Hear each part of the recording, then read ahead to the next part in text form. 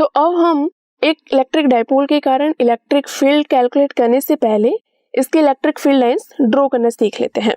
तो हमने एक प्लस क्यू और माइनस क्यू चार्ज के कारण इलेक्ट्रिक फील्ड लाइंस ड्रॉ की थी और वो इस प्रकार से थी। तो सिमिलरली एक डाइपोल के कारण भी इलेक्ट्रिक फील्ड लाइंस इसी प्रकार से होंगी। अब सबसे पहले हम इलेक्ट्रिक डाइपोल के एक्सिस पर किसी पॉइंट P जो कि सेंटर से r दूरी पर है नेट इलेक्ट्रिक फील्ड कैलकुलेट करेंगे। तो पॉइंट P पर net electric field plus Q और माइनस क्यू चार्ज के कारण जो इलेक्ट्रिक फील्ड होगा उनका वेक्टर सम होगा। तो प्लस क्यू चार्ज के कारण इलेक्ट्रिक फील्ड की डायरेक्शन वेक्टर P के अलोंग होगी, क्योंकि प्लस क्यू चार्ज के कारण इलेक्ट्रिक फील्ड अपने से दूर की तरफ होता है और इसे हम वेक्टर E प्लस क्यू से डिनोट करेंगे। अब माइनस क्यू चार्ज के कारण इलेक्ट्रिक फील्ड की डायरेक्शन होगी वेक्टर P के अपोजिट डायरेक्शन में और इसे हम वेक्टर E माइनस क्यू से डिनोट करेंगे। अब वेक्टर E प्लस क्यू की वैल्यू के लिए हमें डिस्टेंस चाहिए प्लस क्यू और पॉइंट P के बीच। तो ये है r माइनस ए और इसकी डायरेक्शन है वेक्टर P के अलोंग। तो इसकी वैल्यू हो जाएगी q upon 4 pi epsilon not into r minus a का whole square into P cap. अब माइनस क्यू चार्ज के कारण इलेक्ट्रिक फील्ड की वैल्यू होगी minus q upon 4 pi epsilon not into r plus a का whole square into P cap. Minus q क्योंकि इसकी direction vector P के opposite direction में है और इसकी डिस्टेंस r प्लस ए है, इसलिए हमने r प्लस ए का होल स्क्वायर लिखा है। अब नेट इलेक्ट्रिक फील्ड के लिए हम vector E plus q plus vector E minus q करेंगे और ये सॉल्व होने पर आ जाएगा q upon 4 pi epsilon not into 4ar upon r square minus a square का whole square into P cap. तो इस प्रकार एक डाइपोल के सेंटर से r दूरी पर इसके एक्सिस पर पॉइंट P पर इलेक्ट्रिक फील्ड आ जाता है q upon 4 pi epsilon not into 4ar upon r square minus a square का whole square into P cap. अब यदि हम बहुत लार्ज डिस्टेंसेज यानी कि r की वैल्यू a से बहुत ज्यादा हो तब हम इलेक्ट्रिक फील्ड कैलकुलेट करेंगे। तो हम क्या करेंगे, इस फॉर्मूले में a को नेग्लेक्ट कर देंगे। तो हमें नीचे प्राप्त होगा r की पावर 4 एंड ऊपर r की पावर 1 है, तो ये हो जाएगा 4qa upon 4 pi epsilon not into r cube into P cap. अब हम ये भी जानते हैं कि वेक्टर P को हम लिखते हैं 2qa P कैप। तो हम इस फॉर्मूले को ये भी लिख सकते हैं कि वेक्टर E बराबर 2 वेक्टर P अपॉन में 4 pi epsilon not into r cube. तो लार्ज डिस्टेंसेज के लिए एक्सिस पर सेंटर से r दूरी पर इलेक्ट्रिक फील्ड हो जाता है 2 into vector P upon 4 pi epsilon not into r cube. अब हम इसे एक क्वेश्चन से समझते हैं। तो यहाँ पर इस क्वेश्चन में हमें गिवन है 2 charges plus minus 10 microcoulomb are placed 5 mm apart. Determine the electric field at a point P on the axis of the dipole 15 cm away from its center O on the side of the positive charge as shown in figure. Now pause the video and take 5 minutes to solve this question.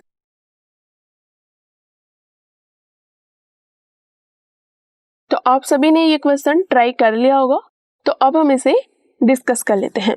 तो question में हमें given है 2a यानी कि AB 5 mm यानी कि 0.005 metre. तो a की वैल्यू आ जाएगी 0.005 अपॉन 2 यानी कि 0.0025 मीटर। अब r की वैल्यू है यहाँ पर OP जो कि हमें 15 सेंटीमीटर गिवन है यानी कि 0.15 मीटर एंड q की वैल्यू है यानी कि चार्ज का मैग्नीट्यूड गिवन है हमें 10 माइक्रोकूलम यानी कि 10 इंटू 10⁻⁶ कूलम। अब एक्सियल लाइन पे जो डाइपोल के कारण इलेक्ट्रिक फील्ड होता है तो उसका फॉर्मूला हमने देखा था q upon 4 pi epsilon not into 4ar upon r square minus a square का whole square into P cap. अब यदि हम यहाँ पर q r a इन सब के वैल्यू पुट करते हैं तो यह आ जाता है 2.7 इंटू 10⁵ न्यूटन पर कूलम और यह है वेक्टर P के अलोंग होगा और यहाँ पर वेक्टर P है BP के अलोंग, तो इलेक्ट्रिक फील्ड भी BP के अलोंग होगा। अब यहाँ पर हम OP की वैल्यू हमें गिवन है, OB की वैल्यू गिवन है, OP यानी कि R और OB यानी कि A। तो R अपॉन A यदि रेशियो हम फाइंड करते हैं तो ये आता है 60 यानी कि आर की वैल्यू ए से बहुत ज्यादा है, यानी कि जो पॉइंट पी है वो इलेक्ट्रिक डाइपोल के सेंटर से बहुत दूर है। तो हम डायरेक्टली जो फार अवे पॉइंट्स के लिए जो डाइपोल के कारण एक्सिस पे इलेक्ट्रिक फील्ड का फॉर्मूला था वो यूज कर सकते हैं। यानी कि वेक्टर ई को हम लिख सकते हैं 4qa upon 4 pi epsilon not into R cube into P cap. अब यदि यहाँ पर हम q और r की वैल्यू पुट करते हैं और a की वैल्यू पुट करते हैं तो हमें सिमिलर रिजल्ट प्राप्त होता है, यानी कि 2.7 इंटू 10⁵ न्यूटन पर कूलम, एंड ये वेक्टर p के अलोंग है, यानी कि अलोंग द BP है। तो हम देख सकते हैं कि जब पॉइंट P एक्सिस पर सेंटर से बहुत दूर हो, यानी कि r की वैल्यू a के कंपैरिजन में बहुत ज्यादा हो, तो हम ये वाला फॉर्मूला भी यूज कर सकते हैं और हमें सिमिलर रिजल्ट्स प्राप्त होते हैं। अब हम एक और क्वेश्चन सॉल्व करेंगे और इस क्वेश्चन में हमें गिवन है 2 charges each of magnitude 1 microcoulomb but opposite in sign are 1 centimetre apart. Calculate the magnitude of electric field at a point distant 10 centimeter from the midpoint on axial line of the dipole. Now pause the video and take 5 minutes to solve this question.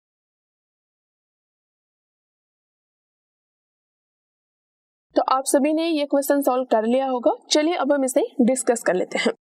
तो इस question में हमें ये नहीं given है कि जिस point पर हमें इलेक्ट्रिक फील्ड फाइंड करना है वो प्लस की चार्ज साइड है या फिर माइनस की चार्ज साइड है, बट एक्सिस पर इलेक्ट्रिक फील्ड का जो फॉर्मूला हमने ड्राइव किया था वो दोनों ही केसेज के लिए सेम आता है। तो हम अब देखते हैं यहाँ पर कि 2a की वैल्यू है यहाँ पर 1 सेंटीमीटर, यानी कि a की वैल्यू होगी 0.5 सेंटीमीटर और r की वैल्यू हमें गिवन है 10 सेंटीमीटर। तो हम देख सकते हैं कि ये डिस्टेंसेज कंपेरेबल है, यानी कि फार अवे पॉइंट के लिए जो फॉर्मूला हम अप्लाई करते थे वो यहाँ पर हम अप्लाई नहीं कर सकते। तो यहाँ पर जो जनरल फॉर्मूला है इलेक्ट्रिक फील्ड का एक्सिस पर वही हम अप्लाई करेंगे, यानी कि वेक्टर ई को हम यहाँ पर लिखेंगे q upon 4 pi epsilon not into 4ar upon r square minus a square का whole a square into p cap. अब यहाँ पर a की वैल्यू है 0.005 मीटर एंड r की वैल्यू है 10 सेंटीमीटर यानी कि 0.1 मीटर और q की वैल्यू है यहाँ पर 1 माइक्रोकूलम यानी कि 1 इंटू 10⁻⁻⁶ कूलम। अब हम इस फॉर्मूले में 1 अपॉन 4 पाई एप्सिलॉन नॉट जिसकी वैल्यू 9 इंटू 10⁻9 होती है और Q A और R की वैल्यू पुट करते हैं तो हमें इलेक्ट्रिक फील्ड की वैल्यू प्राप्त होती है 18 इंटू 10⁻⁴ न्यूटन पर कूलम और इसकी डायरेक्शन अलोंग द डाइपोल होगी। तो इस प्रकार हमने इन दो क्वेश्चन से देखा कि कब हम फार अवे पॉइंट वाला फॉर्मूला अप्लाई करते हैं और कब हम जनरल जो फॉर्मूला होता है इलेक्ट्रिक फील्ड का एक्सिस पर वो अप्लाई करते हैं। अब हम इलेक्ट्रिक फील्ड कैलकुलेट करेंगे जब पॉइंट इक्वेटोरियल प्लेन पे लोकेट है, यानी कि जब पॉइंट सेंटर से जाने वाली और एक्सिस से नॉर्मल लाइन पर लोकेट है। तो हम मान लेते हैं कि इस प्लेन पर सेंटर से r डिस्टेंस पर पॉइंट P है जहां पर हमें नेट इलेक्ट्रिक फील्ड कैलकुलेट करना है। अब इस पॉइंट P और किसी भी चार्ज को ज्वाइन करने वाली लाइन दोनों चार्जेस को ज्वाइन करने वाली लाइन से थीटा एंगल फॉर्म करती है।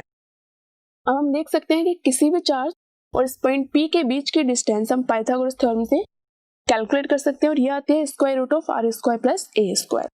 अब हम प्लस Q चार्ज के कारण इलेक्ट्रिक फील्ड की डायरेक्शन हम देख सकते हैं क्योंकि इससे दूर की तरफ होती है इसलिए डायरेक्शन इस साइड होगी और इसकी वैल्यू आ जाएगी KQ upon square root of r square plus a square का होल a स्क्वायर यानी कि KQ upon r square plus a square. Similarly minus Q charge के कारण भी इलेक्ट्रिक फील्ड का magnitude KQ upon r square plus a square ही होगा but इसकी डायरेक्शन माइनस Q चार्ज की साइड होगी। तो अब जो नेट इलेक्ट्रिक फील्ड होगा उसकी डायरेक्शन कुछ इस प्रकार से होगी और यह है वेक्टर E प्लस Q जो कि प्लस Q चार्ज के कारण इलेक्ट्रिक फील्ड है और वेक्टर E माइनस Q से सेम एंगल फॉर्म करता है थीटा। अब हम वेक्टर E प्लस Q और वेक्टर E माइनस Q के हॉरिजॉन्टल और वर्टिकुलर डायरेक्शन में कंपोनेंट्स कर लेते हैं। तो हम देखते हैं कि वर्टिकल जो कंपोनेंट्स होते हैं वो एक दूसरे को कैंसिल आउट कर देते हैं और हॉरिजॉन्टल कंपोनेंट्स ऐड हो जाते हैं। तो नेट इलेक्ट्रिक फील्ड आ जाएगा minus E plus Q plus E minus Q cos theta P cap. अब माइनस Q क्योंकि हम देख सकते हैं कि नेट इलेक्ट्रिक फील्ड की डायरेक्शन वेक्टर पी के अपोजिट डायरेक्शन में है। cos थीटा की वैल्यू हम इजीली लिख सकते हैं बेस अपॉन हाइपोटेन्यूज, और बेस यहाँ पर a है और हाइपोटेन्यूज हो जाएगा square root of a square plus R square. तो अब e plus Q, e minus Q and cos theta की वैल्यू इस इक्वेशन में पुट करते हैं तो हमें नेट इलेक्ट्रिक फील्ड फाइंड होता है -2qa upon 4 pi epsilon not into r square plus a square के whole power 3/2 into P cap, जो कि इक्वेटर प्लेन पे सेंटर से r डिस्टेंस पर किसी पॉइंट पर इलेक्ट्रिक फील्ड है। अब यहाँ पर भी हम यदि r की वैल्यू a के कंपैरिजन में बहुत ज्यादा हो, यानी कि जो पॉइंट p है वो सेंटर से बहुत दूर हो, तब इलेक्ट्रिक फील्ड क्या होगा। तो इसके लिए हम, क्योंकि r की वैल्यू बहुत ज्यादा है इसलिए a को नेग्लेक्ट कर सकते हैं, तो e की वैल्यू आ जाएगी -2qa upon 4 pi epsilon not into R cube P cap. अब हम ये भी जानते हैं कि 2qa पी कैप को हम वेक्टर p लिख सकते हैं, तो यहाँ पर इलेक्ट्रिक फील्ड की वैल्यू आ जाएगी minus vector p upon 4 pi epsilon not into R cube. तो यहाँ से हम देख सकते हैं कि जब कोई पॉइंट इक्वेटोरियल लाइन पर है तो इलेक्ट्रिक फील्ड की डायरेक्शन वेक्टर p के अपोजिट डायरेक्शन में है। अब हम इस पर बेस्ड एक क्वेश्चन सॉल्व करेंगे। सो इस क्वेश्चन में हमें गिवन है 2 charges plus minus 10 microcoulomb are placed 5 mm apart, determine the electric field at a point P 15 centimeter away from center O on a line passing through O and normal to the axis of the dipole as shown in figure. Now pause the video and take 5 minutes to solve this question. तो आप सभी ने ये question solve कर लिया होगा, तो चलिए अब हम इसे डिस्कस कर लेते हैं। तो क्वेश्चन से आप क्लियरली देख सकते हैं कि जो पॉइंट P है वो डाइपोल के इक्वेटोरियल लाइन पर है और हमें गिवन है कि 2a की वैल्यू है 5 mm यानी कि 0.005 मीटर। तो a की वैल्यू हम फाइंड कर सकते हैं और ये आएगी 0.0025 मीटर। r की वैल्यू यानी कि OP की वैल्यू हमें गिवन है 15 सेंटीमीटर जो जाएगी 0.15 मीटर। चार्ज Q की वैल्यू यानी कि किसी एक चार्ज का मैग्नीट्यूड हमें गिवन है 10 माइक्रोकूलम और ये हो जाएगा 10 × 10⁻⁻⁶ कूलम। अब हमें पता है कि जो OP अपॉन OA रेशियो यानी कि R अपॉन A रेशियो है वो यहाँ पर आ रहा है 60। इसका मतलब है कि जो R की वैल्यू A से बहुत बड़ी है, यानी कि जो पॉइंट P है वो सेंटर से इक्वेटोरियल लाइन पर बहुत दूर है। तो हम जो फार अवे पॉइंट के लिए इक्वेटोरियल लाइन पर इलेक्ट्रिक फील्ड का फॉर्मूला होता था वो डायरेक्टली यूज कर सकते हैं और ये होता था वेक्टर E बराबर -2qa upon 4 pi epsilon not into R cube P cap.